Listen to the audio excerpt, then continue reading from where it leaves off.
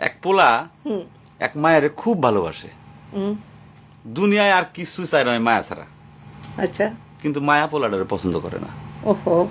অনেক চেষ্টার পর মায়া সে পোলাডারে কইল যে ঠিক আছে, হ্যাঁ। আমি তোমারে ভালোবাসতে পারি, হ্যাঁ।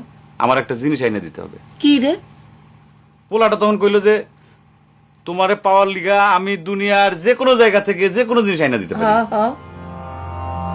মায়েরা তখন কইল তুমি তোমার মায়ের কলজাটা আমার আইনা দাও। কি ক- কি ক- কি কি কি- শুনোই না। কি গল্প শোনালি দিদু?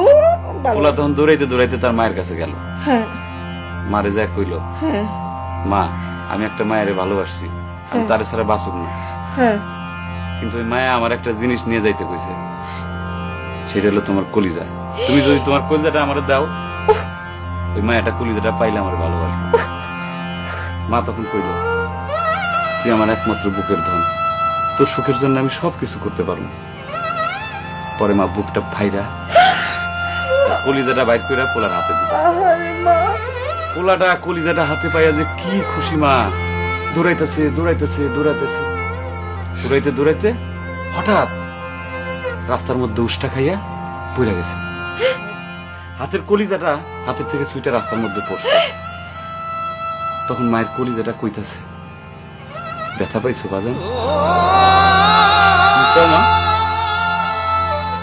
কোন মায়া যদি এইরকম কয়, সেই মায়ের আমি, আমার মনে হয় জগতের সব মায়া একরকম। মা আমি পারো না, মা আমি তোমার ছাড়া আমি থাকতে পারবো না মা।